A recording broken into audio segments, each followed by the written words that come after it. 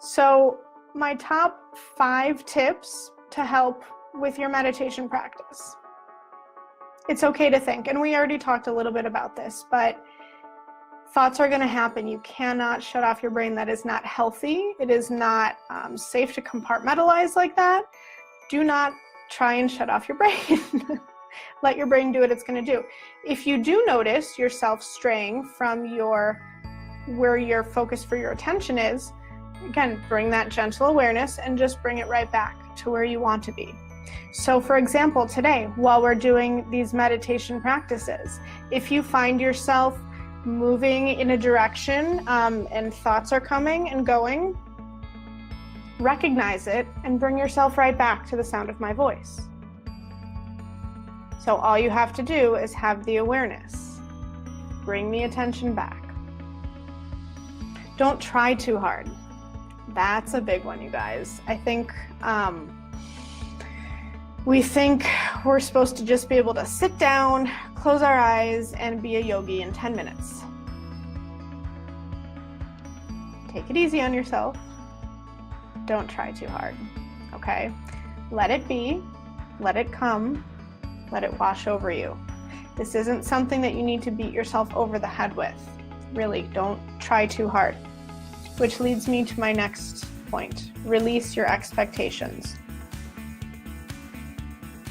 Just because you've heard someone say that they have experienced something in a meditation, or you have read something, or you've heard an author talk about an experience, doesn't necessarily mean you are going to have a similar experience to that person.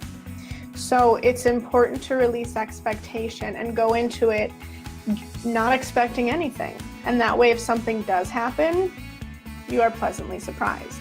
And we talk about this with a lot of things in the spiritual community, to release the expectation. Because if we have an idea of what we think something is supposed to look like, when the universe tries to deliver something and it's not exactly what we think it should be, oftentimes we don't acknowledge it and we don't accept it. So if you go into a meditation and you are looking for a vision as your sign from a guide, and you hear something, you may discredit that because you went in looking for a vision. So again, release any expectations that you have going in. Be kind to yourself. You guys, this is huge. Just because you think something is supposed to be happening, don't beat yourself up over it. Don't think that you should be anywhere but where you are in this exact moment in time. It's important to recognize that if you are doing it, if you are trying, that is excellent and that is what you should be going for. Don't beat yourself up if you miss a day of practice and you were planning on meditating every day or didn't hit certain goals that you had. Again, be kind to yourself, because the more stress you put on yourself while you're trying to get into a meditative state, the harder it becomes. And stick with it. It is a practice, like we said. It's not only a technique, it's a practice. So the more you do it, the more comfortable you'll get with it. If your goal, again, is to, experience guidance, stick with it. It may look different the first time you meditate versus the 50th time, or it may not. Know that you are still getting any benefits that you are supposed to be receiving from that meditation. You just have to be open to looking for it, how it's supposed to come to you, because again, that's going to be different for all of us.